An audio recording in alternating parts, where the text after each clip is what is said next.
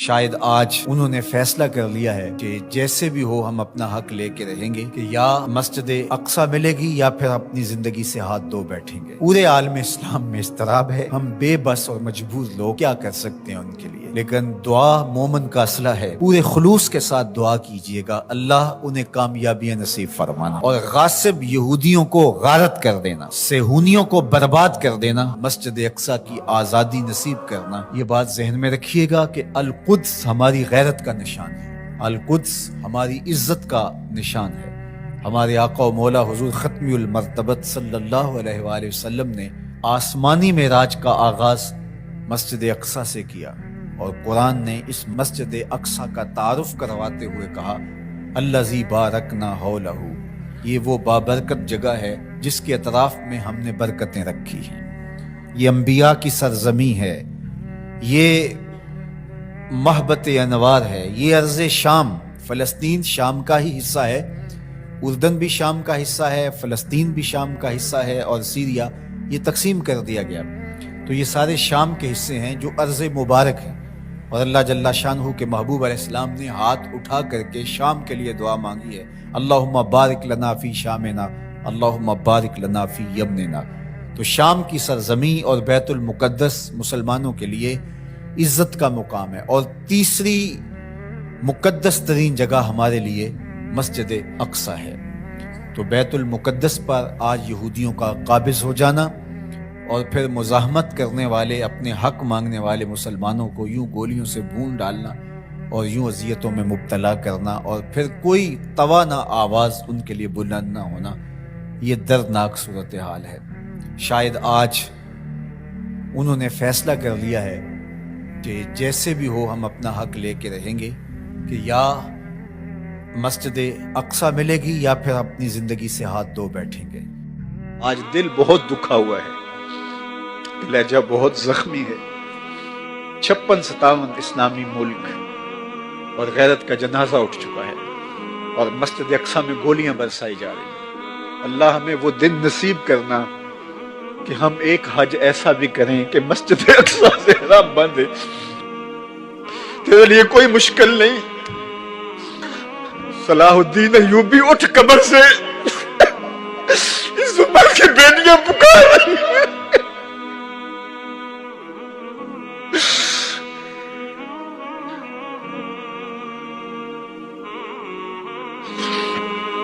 نجدین نبی دا وانگ یتیمہ تے گھر گھر تکے کھاوے، کتوں لبا عمر بہادر بندے نوں گا۔ بیت المقدس کو آزادی کی بہاریں عطا کر دے، اللہ قبلہ اول کو آزادی کی بہاریں عطا کر دے۔ اللہ ہماری پیشانیوں کو مسجد اقصی میں سجدے نصیب فرما، اللہ ہماری پیشانیوں کو مسجد اقصی میں سجدے نصیب فرما۔ اللہ بلاد شام کی خیر فرما، شامی مسلمانوں کی مدد، نصرت اور اعانت فرما۔ اللہ ان بچوں کی، ان یتیموں کی نصرت فرما، اللہ ان دکھیوں کے حال پہ رحم فرما۔ اللہ تیرے علاوہ ان کا کوئی نہیں، اپنے کرم سے ان کی مدد فرما۔ اللہ امت کو کھویا ہوا وقار عطا کر دے، اللہ امت کو کھویا ہوا وقار عطا کر دے۔ روہنگیا کے مسلمانوں کی مدد فرما، اللہ بلوچستان میں سیلاب زدہ علاقوں کی خیر فرما۔ اللہ اس لہو امت کی خیر کر دے، زخم امت کی خیر کر دے، بلاد شام کی خیر فرما۔ اللہ مسجد اقصی کو آزادی کی بہاریں عطا کر دے، اللہ یہ پھیلے ہوئے ہاتھ قبول کر دے۔ اللہ وہ خبر بھی ہمارے کان کبھی سن پائیں کہ مسجد اقصی آزادی کی بہاریں دیکھ چکی۔ اللہ مقبوضہ کشمیر کو آزادی کی بہاریں عطا کر دے، وہ وقت نصیب کر دے، وہ لمحے نصیب کر دے کہ اسلام کا جھنڈا سب سے اونچا دیکھیں۔ اللہ اسلام کو فروغ اور باقپن عطا کر دے، اللہ کرم فرما دے۔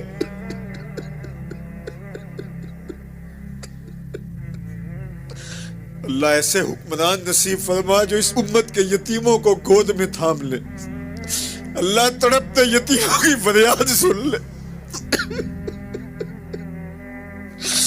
اللہ سیریا کے مظلوموں کے حال پہ رحم فرما، اللہ مسجد اقصی کو آزادی کی بہاریں عطا کر دے، اللہ اس امت کو عروج عطا کر دے، اللہ اس امت کو ہر طرح کی ترقی عطا کر دے، معاشی، معاشرتی، اقتصادی، عسکری قوت اس امت کو بنا دے، اللہ اس امت کو عروج عطا کر دے، اللہ کوئی صلاح الدین ایوبی عطا کر دے، کوئی محمد بن قاسم دے دے، کوئی عمر بن عبدالعزیز دے دے، اللہ فاروق اعظم کا سایہ ہی نصیب کر دے، اللہ اس امت کو کھویا ہوا وقار دے دے، اللہ ہمارے اٹھے ہوئے ہاتھوں کی لاج رکھ لے، اللہ تڑپ تڑپ کے تیرے امت کا عروج مانگ دے، اللہ اس امت کو عروج دے دے، اللہ اس امت کو عروج دے دے۔ جو کچھ فلسطین میں ہو رہا ہے، شام میں جو کچھ ہو رہا ہے، اور اب جو کچھ کشمیر میں ہو رہا ہے، امت لہو لہو ہے، اور 56-57 اسلامی ملکوں کے حکمران ہیں کہاں؟ کیا یہ چیخ بھی نہیں سکتے، آواز بھی نہیں اٹھا سکتے؟ گاجر مولی کی طرح اس امت کو کاٹا جا رہا ہے، انسانیت کا بہتا ہوا خون۔ کیا دنیا کے اندر امن کے ٹھیکیداروں کو نظر نہیں آتا؟ کشمیر کے اندر 1 لاکھ سے زائد لوگ شہید ہو گئے ان 17 سالوں میں، 90,000 بچے یتیم ہو گئے، 23,000 سے زائد خواتین بیوہ ہو گئی۔ وہ وادی جنت نگاہ انگاروں میں لپٹی ہے، ڈل جھیل کے پانی پر لاشیں تیر رہی ہیں، وہ چناروں کی سرزمین آج خون سے لالا زار بنی ہوئی ہے۔ کیا پوری دنیا نابینا ہے، اس کی آنکھیں نہیں ہیں؟ کہاں ہے اقوام متحدہ؟ کہاں ہے امن کے ٹھیکیدار؟ کہاں انسانیت کے حقوق کی بات کرنے والے؟ کہاں انسانی تقدس کی کہانی کا نغمہ چھیڑنے والے جو بلیوں اور کتوں کے حقوق پر تنظیمیں بنائے ان کے حقوق کی بات کرتے ہیں؟ آج انسانیت کا یہ لٹتا ہوا قافلہ انہیں کیوں دکھائی نہیں دیتا؟ وہ کیوں نابینا ہو گئے؟ ہم سے غلطی ہوئی کہ ہم ٹکڑوں میں بٹ گئے، ہم گروہوں میں بٹ گئے، اور اس کا نتیجہ کیا ہے؟ آج پوری امت زخم زخم ہے، پوری امت لہو لہو ہے۔ کہا تمہاری ہوا اکھڑ جائے گی اگر تم نے اللہ کی رسی کو چھوڑ دیا، تم نے رسول کے دامن کو ترک کر دیا، تم گروہی تقسیمات پہ یقین رکھنے لگے، تم نے 1.5 اینٹ کی مسجد کھڑی کر لی، تم تقسیم در تقسیم کے عمل سے گزرتے رہے، تم امت سے فرقہ، فرقوں سے جماعتیں، جماعتوں سے لابیاں، اور لڑکتے لڑکتے تم ٹکڑے ٹکڑے ہو گئے، تم کرچی کرچی ہو گئے۔ وَكَذَلِكَ جَعَلْنَاكُمْ أُمَّةً، ہم نے تو امت بنایا تھا تمہیں، تم نے اپنے آپ کو بانٹ لیا، تم ایک دوسرے کا گریبان نوچنے لگے، تم ایک دوسرے کے جبے پھاڑنے لگے، تم ایک دوسرے کے لیے نفرتوں کے بیج بونے لگے، تمہاری زبانیں انگارے اگلنے لگی، تم منبر و محراب کے تقدس کو پامال کرنے لگے، تم خواہشات کے غلام بن گئے، تم آرزوؤں کے نوکر بن گئے، تم اپنے نفس کی غلامی میں آ گئے۔ تم تو غلام تھے آمنہ کے لال کے، تم نے کب سے نفس کی غلامی اختیار کر لی، تم کب سے خواہش کے نوکر بن گئے، تم کب سے نفس کے بندے بن گئے۔ تم نے امت بننا ہے، تم نے رسول اللہ کا غلام بننا ہے۔ تمہارا لب و لہجہ بتائے ہم حضور کی امتی ہیں، تمہارا طرز زندگی بتائے تم حضور کی امتی ہو۔ تم ترازو پہ کچھ تول رہے ہو تو لوگ دوسری طرف بھی منہ کر کے کھڑے ہو جائیں، یہ غلط نہیں تول سکتا، یہ امت رسول ہے۔ تم بول رہے ہو، لوگوں کو یقین ہو کہ یہ جھوٹ نہیں بول سکتا، یہ رسول اللہ کا امتی ہے۔ تمہاری وحدت، تمہارا زور ہے، تمہاری طاقت ہے، تمہاری توانائی ہے۔ تو فرمایا وَكَذَلِكَ جَعَلْنَاكُمْ أُمَّةً، ہم نے تو امت بنایا تھا تمہیں۔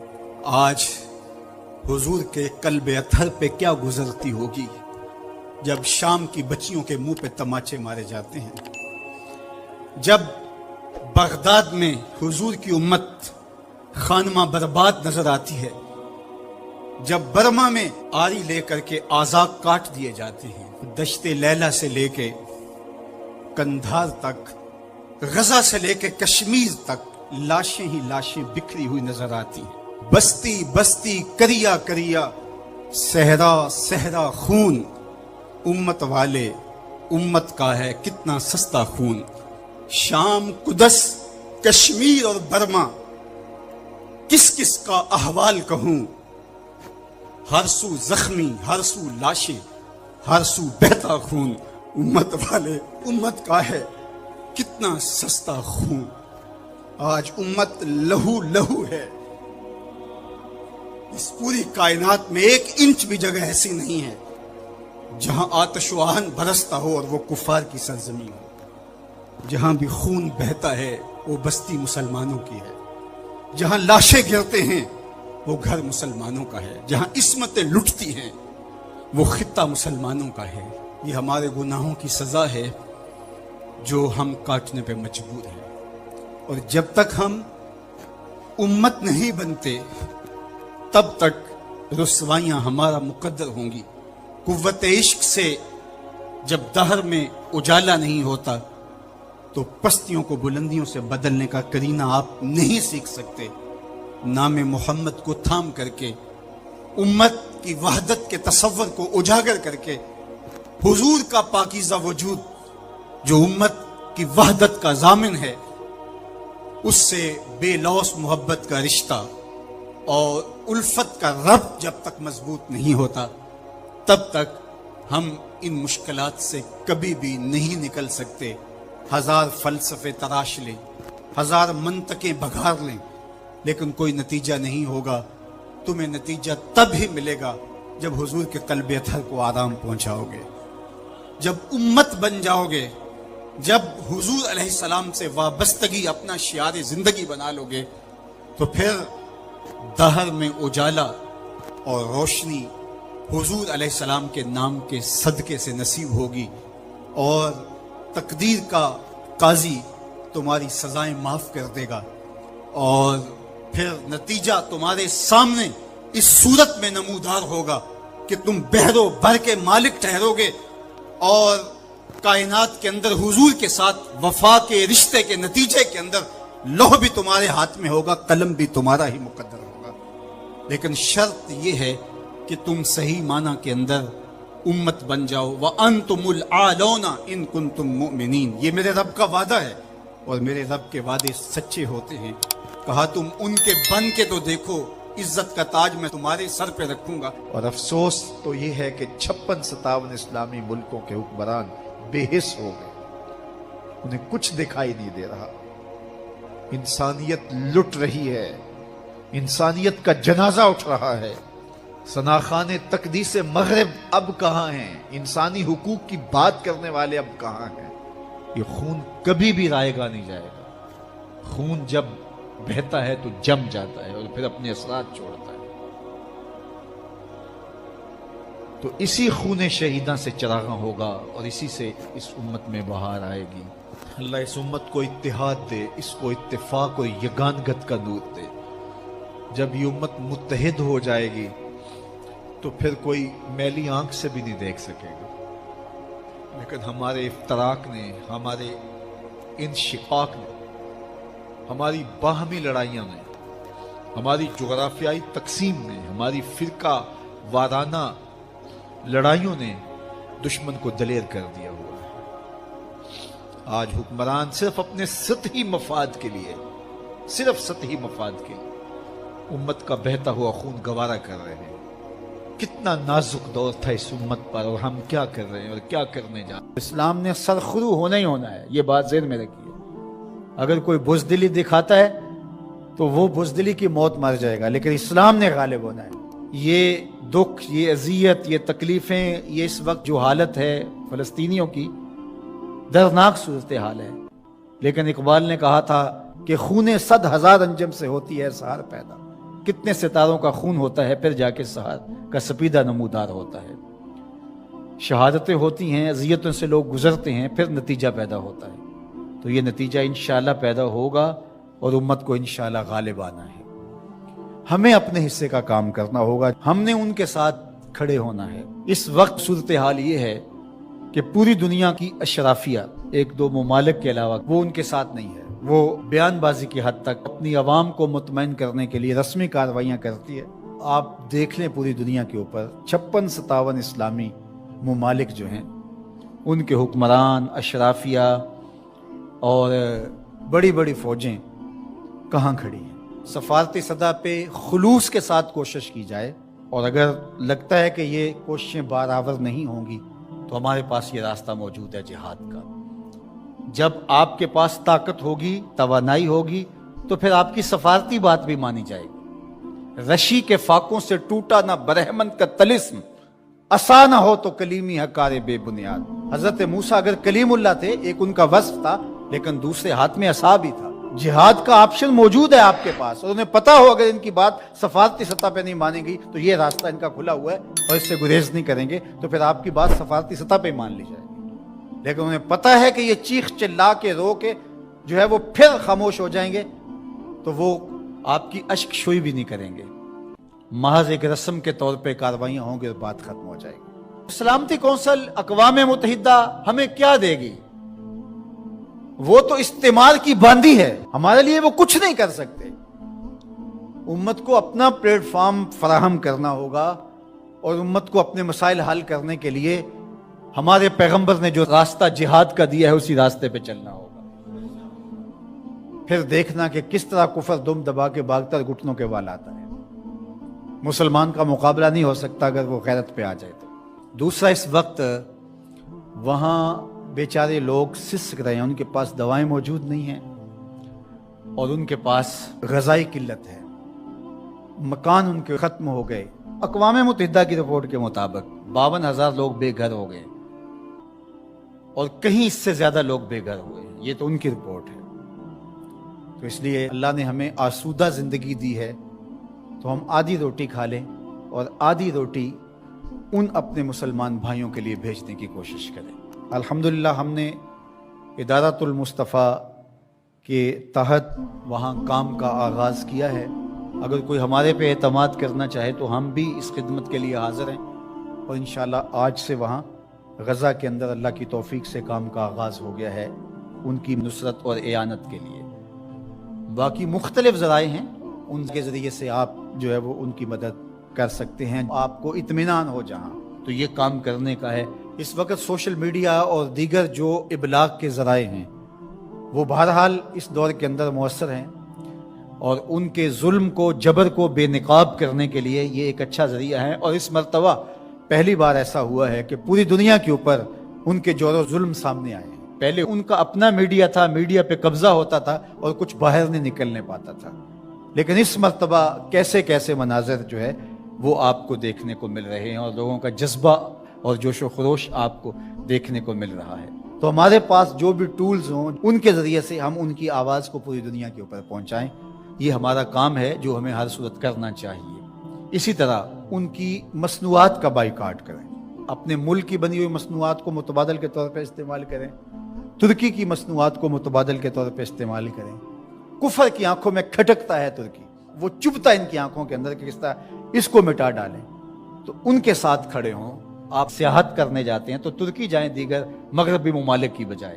तुर्की में अंबिया की कबूर मौजूद हैं, सहाबा की कबूर मौजूद हैं, और तुर्की में साबे कहफ का गार है। हमारी तारीख़ है तुर्की में बहुत सारी, तो वहाँ देखें और वहाँ उनके लोगों का जज्बा और उनका ईमान और उनका अखलाक फिर पाकिस्तानियों से जिस तरह वो टूट के मोहब्बत करते हैं। तुर्की की मसनूआत को इस्तेमाल करें, दीगर बिलाद इस्लामिया की मसनूआत को इस्तेमाल करें, पाकिस्तान की मसनूआत को इस्तेमाल करें। मयार में कम ही क्यों ना हो, कोई बात नहीं है, मसनूआत जो है वो अपने मुल्क की, अपने वतन की इस्तेमाल करें। तो बाइकाट करेंगे तो इंशाअल्लाह उससे उनको माली नुकसान होगा और जो है वो मुसलमानों को उसका फ़ायदा होगा। इसी तरह जो है वो उनकी अखलाकी मदद करें, जो सहाफ़ी हैं वो उनके लिए लिखें, जो बोलने वाले हैं उलमा वो तकरीरों में, तहरीरों में, गुफ्तगू में लोगों को अवेयरनेस दें। इत्तेहाद उम्मत के ज़रिए से हम उनकी मदद कर सकते हैं। उम्मत अगर मुत्तहिद हो जाए, जुग़राफ़ियाई तक़सीमें, लिसानी असबियतें और बाहमी हमारी ज़ाती रंजशी और नफ़रतें जो एक दूसरे के ख़िलाफ़ खड़ी हो जाती हैं और जिससे उम्मत का इत्तेहाद पारा पारा हो जाता है, ये बदबख्ती होती है। तो इन सारी तक़सीमात को रद्द करके हुजूर के नाम पर, कुद्स के नाम पर, कुरान के नाम पर, तौहीद के नाम पे हम जमा हो जाएं। अल कुफ्र मिल्लतुन वाहिदा, सारा कुफ्र एक मिल्लत है, تو مسلمان کیوں جمع نہیں ہو سکتے ہیں؟ حضور کے نام پہ سب جمع ہو جائیں. امت کی وحدت اس بات کا پیغام ہے کہ دشمن کے چھکے چھوٹ جائیں. میں اپنے ساتھ جڑے ہوئے تمام لوگوں کو کہتا ہوں اپنی اولادوں کو بہت اچھا پڑھائیں, ان کی دینی تربیت آخری حد تک کریں, اور ان کی جو دنیاوی تعلیم ہے اس کو بھی بہتر سے بہترین انداز میں آگے لے کے جائیں. وہ ہر شعبے کے اندر آگے بڑھ کے شعبے کے اہم منصب تک پہنچیں, اور ان کے اندر جو راسخ مسلمان ہے وہ مضبوط تر ہو, وہ آپ کی آغوش سے گزرا ہے, وہ وہاں جا کر کے بھی جو ہے وہ پکا سچا مسلمان ہو. سب لوگ اس طرح جب آگے جائیں گے تو پھر نتیجہ آپ کے سامنے ہوگا. لیکن اگر ہم یہ نہیں کریں گے تو پھر ہم سوائے چیخنے چلانے کے, صدائے احتجاج بلند کرنے کے اور کچھ نہیں کر پائیں گے. تو بہرحال غالب تو آنا ہی آنا ہے اسلام نے, وہ پھر ہم نہیں ہوں گے, پھر اللہ تعالیٰ کسی اور کو منتخب کر لے گا ہماری جگہ پہ. اگر ہم چاہتے ہیں کہ ہم اور ہماری نسلیں اسلام کی نشأت کے کام آئیں, اسلام کی نہضت کے کام آئیں, تو اس کام کے لیے ہم اپنی نسلوں کو, اپنی اولادوں کو, اپنے رجال کار کو تیار کریں, تاکہ پھر ان جگہ پہ کھڑے ہو کر کے دین کی نصرت اور اعانت کے فریضے کو سر انجام دیں. اللہ وہ دن ہمیں ضرور نصیب کرنا جب مسجد اقصی کو آزاد دیکھ سکے. اللہ ہماری پیشانیاں تڑپ رہی ہے مسجد اقصی کے صحن میں سجدوں کے لیے. اللہ اللہ اللہ ان سارے لوگوں کو مسجد اقصی کے صحن میں سجدے نصیب کرنا. اللہ اٹھے ہوئے ہاتھوں جھولیوں میں خیرات ڈال دے. اللہ ہمارے پاس دعاؤں کے علاوہ کیا ہے, ہماری دعائیں قبول کر لے.